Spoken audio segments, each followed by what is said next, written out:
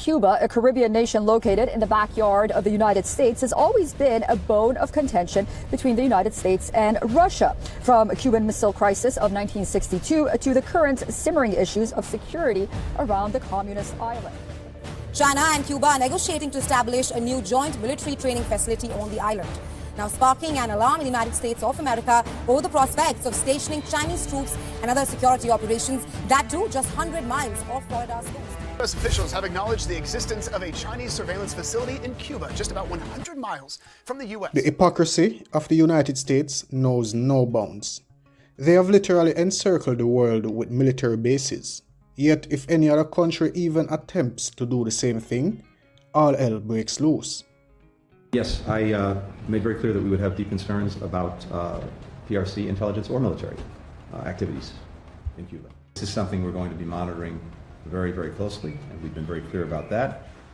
And the PRC will keep trying to enhance its presence in Cuba, and we will keep working to disrupt it. Today we will take a look at the ongoing tension between Cuba and the United States due to China's alleged construction of a spy base in Cuba. So, is it true that Cuba is 90 miles from the United States?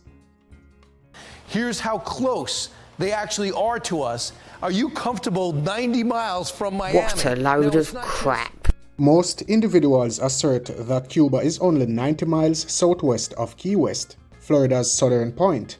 The 90-mile length, however, is a nautical measurement in statute yards and is only utilized by substantial ships at sea. The real distance between Cuba and the Sunshine State is approximately 103 miles, estimated between the southernmost point of Florida and the capital of Cuba. This length is the shortest possible. In other words, a measure of 90 miles is simply utilized for sea navigation and has no connection with the distance measurement. We will also be looking at how Jamaica may be impacted by a Cuba-USA conflict, as the distance from Cuba to Jamaica is 381 kilometers and the air travel distance is equal to 237 miles, so it takes only 42 minutes to arrive in Jamaica. First, let's take a look at the countries around the world that the United States have set up military bases. The Central Command is estimated to have 45,000 to 65,000 troops across the Gulf. The European Command is estimated to have at least 33,000 troops in Germany. The Indo-Pacific Command is estimated to have 50,000 to 55,000 troops in Japan, and some 26,000 troops in South Korea. However, the specific number of troops deployed overseas are not publicly disclosed. So, here's a list of the countries with US military bases on their soil. And if you see a country repeated, it means that there is more than one class of military installment in that country. The US Army. The US Army has bases in Belgium, Bosnia, Bulgaria, Cameroon, Germany, Israel, Italy, Iraq, Japan, Kuwait, and South Korea. The US Air Force has bases in Aruba, British Indian Ocean Territory, Curacao, Estonia, Germany, Honduras, Italy, Japan, Kenya, Kuwait, Netherlands, Poland, Portugal, Qatar, Romania, South Korea, Spain, Turkey. The US Navy has bases in Bahamas, Bahrain, British Indian Ocean Territory, Cuba, Djibouti, Greece, Iceland, Italy, Japan, Kuwait, Oman, Peru, South Korea. The US Coast Guard has bases in Bahrain, Japan, the Netherlands, and Singapore, and the US Space Force is in Greenland. Now, the interesting question is, are there any foreign bases in the United States? You see, while the US is the largest operator of over 1,000 military bases dotted around the world in strategic locations, there are no foreign military bases on American soil. Now, let's get into the video and take a look at what China is alleged to be doing in Cuba that has angered the US, sending it into war mode. It would appear that China is doing several things in Cuba that has angered the US government, raising concerns about its intentions and influence in the region. Some of the alleged activities China is engaged in Cuba are building a spying facility on the island that would allow the Chinese to eavesdrop on electronic communications across the US, according to sources familiar with intelligence. It appears that the US learned about this plan in the last few weeks. It is unclear, however, whether China has begun building the alleged surveillance facility. Nevertheless, the US sees this as a threat to its national security and interests in the region. China is allegedly providing loans, investments, and aid to Cuba, making China its largest trading partner and creditor.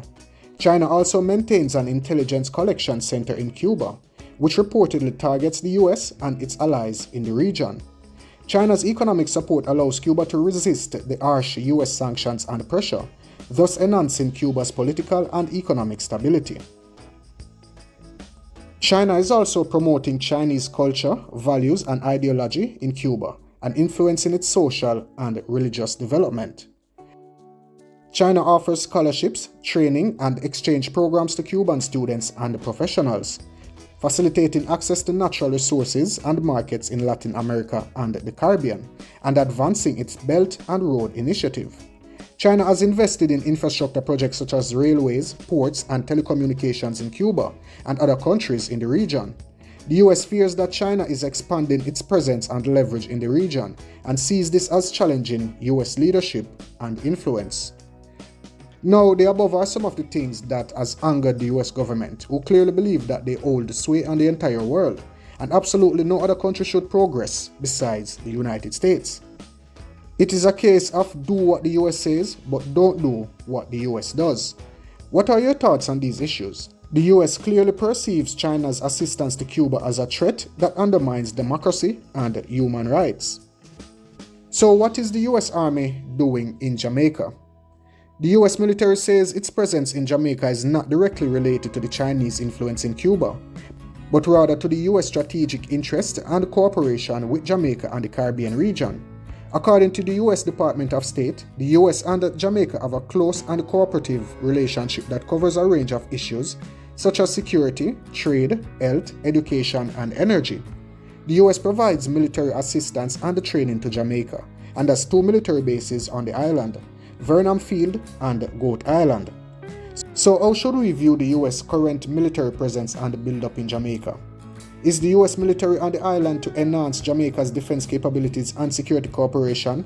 The US also say that they are in Jamaica supporting humanitarian and disaster relief operations in Jamaica and the Caribbean and improving the well-being of the local population, promoting US values, democracy, and human rights in Jamaica.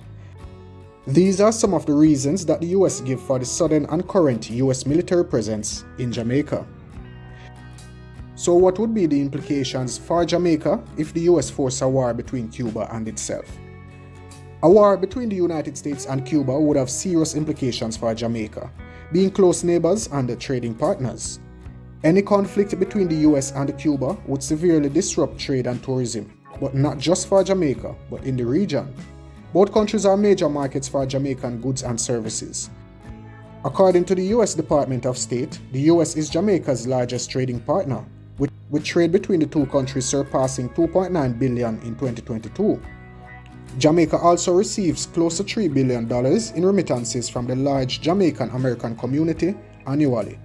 Cuba, on the other hand, is Jamaica's third largest trading partner in the Caribbean, with trade amounting to $77 million in 2022. Cuba also provides assistance to Jamaica in the areas of health, education, and sports. A war would jeopardize these economic ties and severely reduce Jamaica's income and foreign exchange earnings. The security impact, if the US forced a conflict with Cuba, would increase the risk of violence and instability in the region. Jamaica has maintained friendly relations with both the US and Cuba, and has supported peaceful dialogue and cooperation among all parties. However, a war could force Jamaica to choose sides or remain neutral, which could strain its diplomatic relations and expose it to potential threats from hostile actors. Any antagonistic conflict forced upon Cuba would also trigger a humanitarian crisis. The environmental impacts. Combative conflicts would pose a threat to the environment and natural resources in the Caribbean. A nuclear exchange or conventional attack could cause widespread damage to the land, water, air, and biodiversity in the region, as well as impacting the health and well-being of the population. Needless muscle-flexing and egotistic conflicts could prove counterproductive and hamper the efforts of Jamaica and other Caribbean countries in their efforts to combat climate change and promote renewable energy. These are just some of the possible effects of an aggressive exchange between the USA and Cuba. Of course, there are many other factors and uncertainties that could influence the outcome of such a scenario. What is your thoughts though? Do you think the US will force a confrontation with Cuba? Please leave your feedback in the comment section down below.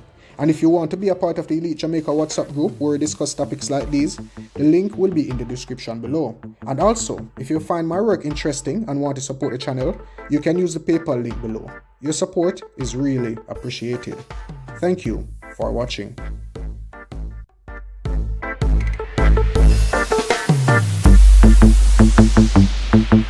Elite Jamaica. Don't forget to drop a like and a comment. Don't forget to subscribe.